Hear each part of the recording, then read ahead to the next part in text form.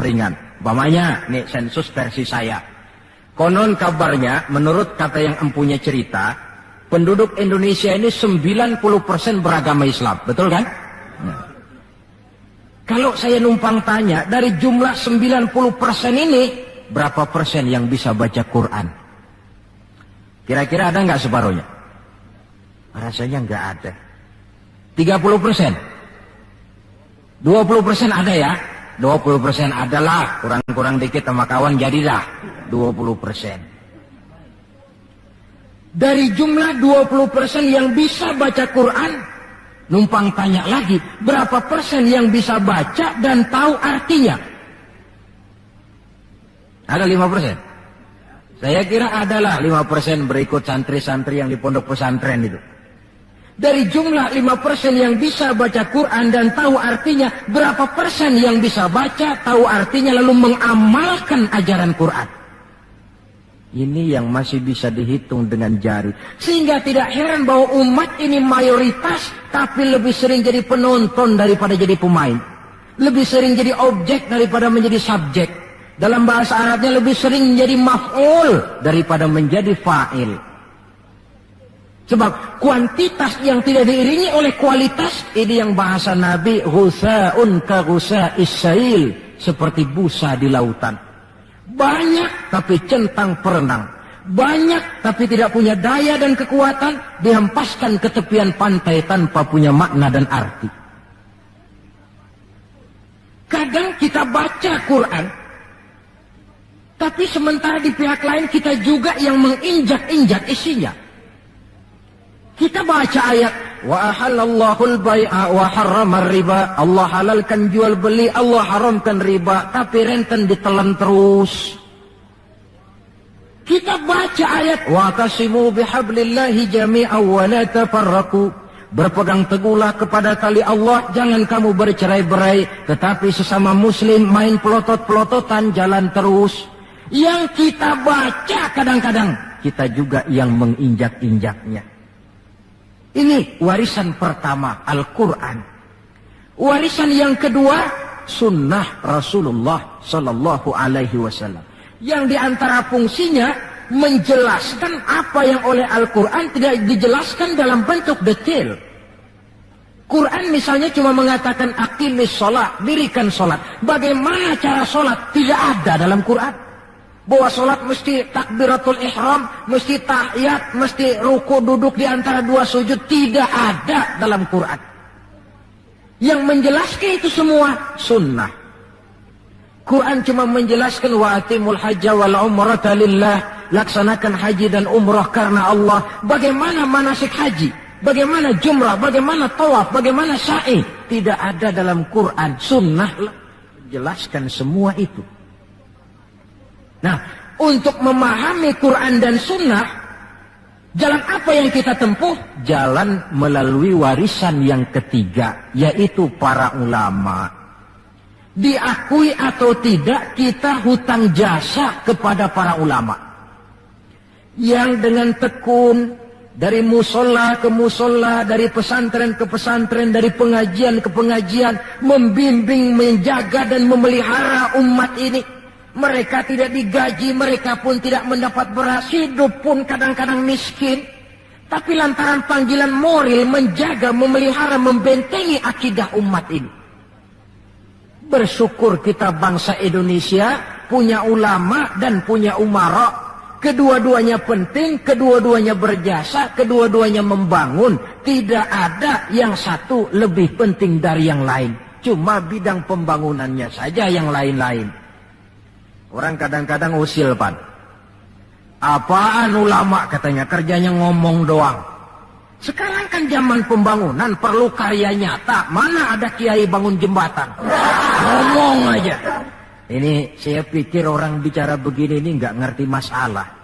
Bukankah asas manajemen yang modern saja mengajarkan the right man on the right job, the right man on the right place, bahwa orang harus ditempatkan sesuai dengan proporsinya. Nah, kalau kiai disuruh bangun jembatan, apa Pak Lurahnya mau ngajar tafsir? Setiap kita membangun, cuma bidang pembangunan kita yang berbeda-beda. Dan kenyataan makin menunjukkan kepada kita, saudara-saudara, sekarang ini yang namanya ulama, maaf-maaflah, sudah merupakan jenis makhluk langka. Malahan barangkali sudah termasuk jenis makhluk yang harus dilindungi dari kepunahan ini. Dan mencetak sarjana lebih gampang ketimbang mencetak kiai. Saudara mau jadi sarjana, taruh sekolah 22 tahun dah, udah campur nggak naik itu. Ya cobalah kalau TK 1 tahun, TK 1 tahun, SD 6 tahun, PAN 7 tahun, SMP 3 tahun, 10 tahun, SMA 3 tahun, 13 tahun, kuliahlah 5 tahun, 18 tahun, cadangan nggak naik lah 4 tahun. Masa dicadangin nggak 4 tahun nggak selesai, sarjana tinggal pilih. Tapi saudara ngaji dari kecil sampai 20-30 tahun belum tentu loh jadi kiai. Dan nggak bisa minta. Mas, gua kan ngaji melulu, panggil gua kiai, kenapa sih? Loh, kiai minta begini kan nggak bisa. Kalau ilmunya diakui, akhlaknya jadi contoh, perjuangannya diteladani, umat bersimpati, lalu masyarakat beramai-ramai secara praktis menyebutnya kiai. SK-nya itu di tangan umat. Oleh karena SK-nya di tangan umat, dia tidak kenal pensiun dan jam kerjanya pun 24 jam. Kapan umat perlukan, dia mesti berangkat. Yang saya khawatir, kelangkaan ulama ini menyebabkan terjadinya pergeseran nilai. Dan ini pernah dianalisa oleh baginda Rasul Sallallahu Alaihi Wasallam. Apa kata beliau? Inna min asyrati sa'ah. Sesungguhnya di antara tanda-tanda kiamat. Nggak usah mikirin kiamat beneran dah. Saya juga nggak pengen ngalamin. Kiamat mini. Kiamat kecil-kecilan. Apa itu? Hancurnya sendi-sendi kehidupan sosial. Maksiat merajalela, munkarat menjadi-jadi. Yang benar jadi salah, yang salah dianggap benar. Yang hak menjadi munkar, yang munkar dibilang hak. Kemakmuran cuma kata, keadilan cuma teori. Hukum kayaknya cuma buat orang kecilan, orang gedean, kagak mempan hukum. Padahal hukum kalau sudah pandang bulu, terang yang enak yang banyak bulunya. Siapa yang banyak bulunya? Monyet. Kalau hukum pandang bulu, monyet keenakan. Pergeseran nilai terjadi. Kiamat macam ini yang kadang-kadang kita temukan dalam kehidupan.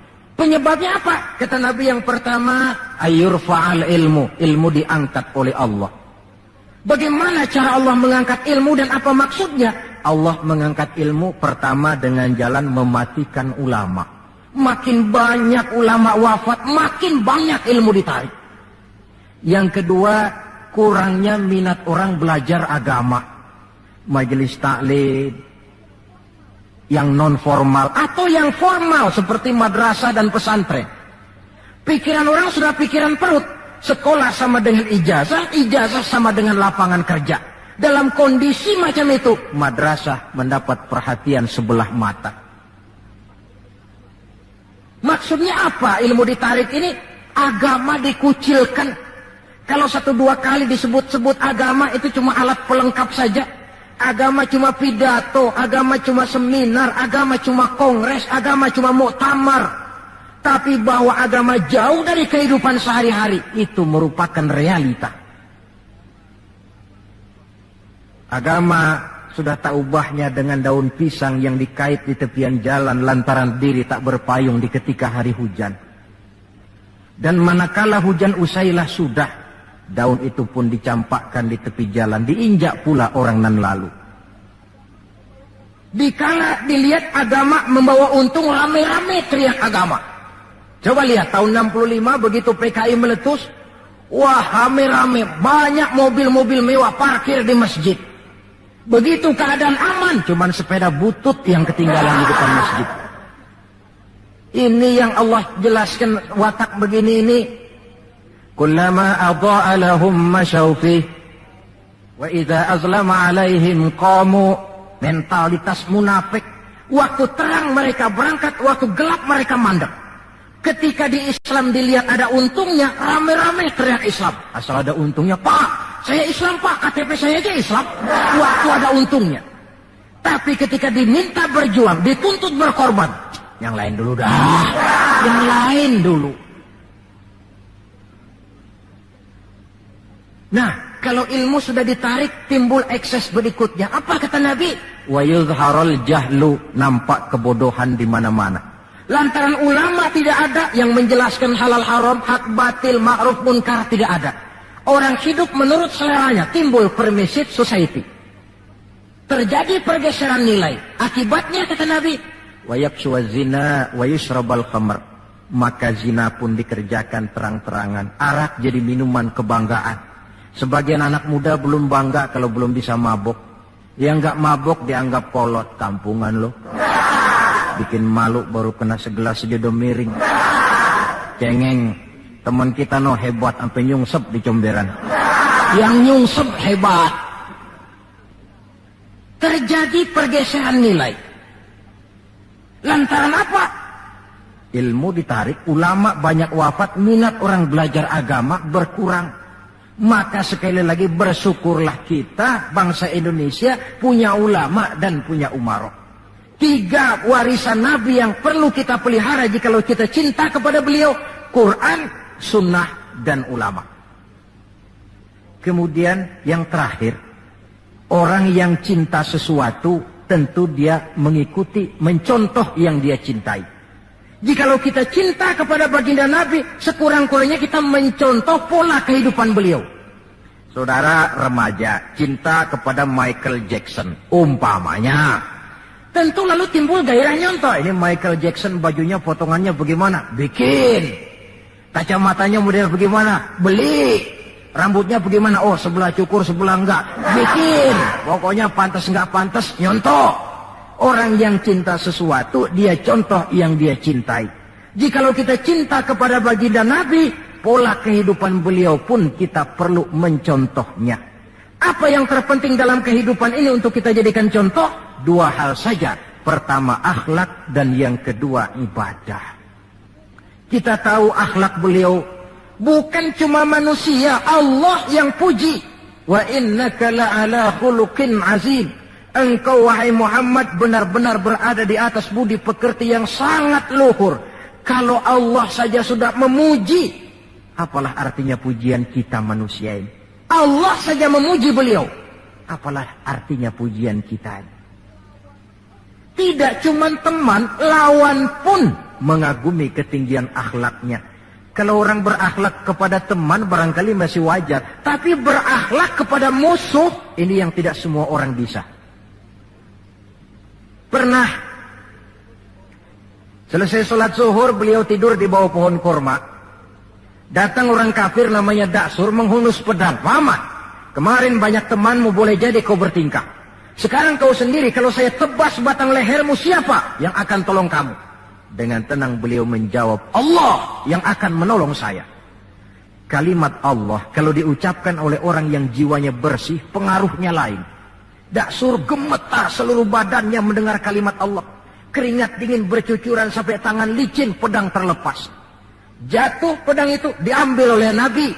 Kalau sekarang aku yang tebas batang lehermu Daksur, siapa yang akan tolong kamu? Dalam gemetar dia bilang, enggak ada ya Rasul, kecuali kalau anda mau memaafkan saya, maafin ya. Nabi menyerahkan pedang, bawa pulanglah kembali ke rumahmu. Jangan ulangi lagi perbuatan macam ini. Begitu mudah beliau memaafkan orang yang nyata-nyata mau menghabiskan nyawanya. Kita kadang persoalan yang sedikit saja marah suka berlaku perpanjangan waktu. Nggak cukup perpanjangan waktu, bisa ditambah perpanjangan generasi. Gara-gara jengkel sama bapaknya, anaknya kagak boleh main. Lu jangan main ke rumah temen lu si Pulan, kenapa? Gua lagi kesel sama bapaknya. Kesel sama bapaknya, anak gak boleh main. Ini kan sudah ditambah oleh perpanjangan generasi namanya. Banyak contoh yang diceritakan dalam sejarah mengenai ketinggian akhlak beliau. Tidak cuma kepada teman, tetapi kepada musuh-musuhnya sekalipun beliau mempunyai akhlak yang sangat luhur. Dan Akhlak inilah penilaian orang di dalam kehidupan kita. Seorang rendah yang akhlaknya tinggi jauh lebih baik daripada seorang besar dan tinggi, dalam arti entah jabatan, harta, kekuasaannya, tetapi berakhlak dan bermoral rendah. Dan jangan lupa, kehancuran suatu bangsa selalu dimulai dengan kehancuran moral daripada bangsa itu sendiri. Kita cukup prihatin yang hidup di abad 20 ini, insya Allah lah kita nggak akan mengalami banjir sebesar banjirnya Nabi Nuh. Tapi banjir abad ini polanya lain. Banjir maksiat dan munkarat. Banjirnya peradaban dan kebudayaan yang menghancurkan moral anak-anak kita. Banjirnya paham-paham yang menghancurkan, sekurang-kurangnya mendangkalkan kita punya akidah. Terhadap banjir-banjir semacam ini kita perlu punya kapal supaya selamat diri, selamat keluarga, selamat generasi yang akan datang dari segala macam banjir yang tidak kita inginkan. Nah, untuk mencontoh akhlak beliau inilah kita perlu membaca, mempelajari peri kehidupan beliau. Akhlaknya ketika menjadi pedagang, akhlaknya ketika memimpin tentara, akhlaknya dalam kehidupan di rumah tangga, akhlaknya kepada para sahabat, akhlaknya menghadapi musuh sekalipun. Bukankah sejarah juga yang menceritakan kepada kita, pada waktu dakwah ke Taif beliau bukan disambut malah disambit. Ketika itu turun malaikat Jibril, ya Muhammad, kalau kau mau orang yang melontari kau dengan batu hancur, sekarang ini juga aku timpa mereka dengan Jabal Uhud biar mampus semua. Kata Nabi, jangan ya Jibril, saya ini diutus bukan untuk menghancurkan orang, saya ini rahmatan lil alamin. Jadi mau kamu apa? Saya cuma mau berdoa buat mereka, Allahumma hdi qaumi fa innahum la ya'lamun. Ya Allah, berikan hidayah, petunjuk kepada kaumku yang tadi melontari aku dengan batu lantaran mereka tidak tahu. Karena tidak tahu maka mereka lontari aku dengan batu. Andai mereka tahu, itu tidak akan mereka lakukan. Sudahlah dilontari batu, yang melontari batu malah didoakan dan doanya pun bagus. Akhlak di dalam kehidupan. Hal kedua yang mau kita contoh adalah ibadah. Hadirin, kalau ada satu-satunya manusia yang sudah mendapat jaminan ampun dari segala dosa, itu cuma baginda Nabi orangnya. Liyaghfira lakallahu ma taqaddama min dzambika wa ma ta'akhkhar. Ya Muhammad, dosamu yang dulu, yang sekarang, yang akan datang, jikalau memang ada, semuanya sudah dijamin ampun oleh Allah. Tapi makin diampuni, makin banyak ibadahnya. Lantaran sandaran vertikalnya benar, beliau dekat dengan Allah. Lantaran Allah dekat, pertolongan selalu datang. Bukankah manusia cuma pandai berusaha dan berusaha, namun kepastian sepenuhnya di tangan Allah. Kesanalah kita perlu berhubungan secara baik supaya maksud dan tujuan kita terlaksana. Nah, ibu-ibu dan bapak-bapak, maafkan saya agaknya cuma sekedar inilah yang dapat saya sampaikan pada pertemuan kali ini. Mudah-mudahan cinta kita kepada baginda Rasul bisa kita wujudkan dengan pertama, banyak membaca sholawat kepada beliau. Yang kedua, menjaga warisan yang beliau tinggalkan, Quran, sunnah, dan ulama. Dan yang ketiga, mencontoh beliau sesuai dengan batas kemampuan kita sebagai manusia. Sekian dan demikianlah, lebih kurang mohon maaf. Usikum wa iyaya bitaqwallah. Wassalamualaikum warahmatullahi wabarakatuh.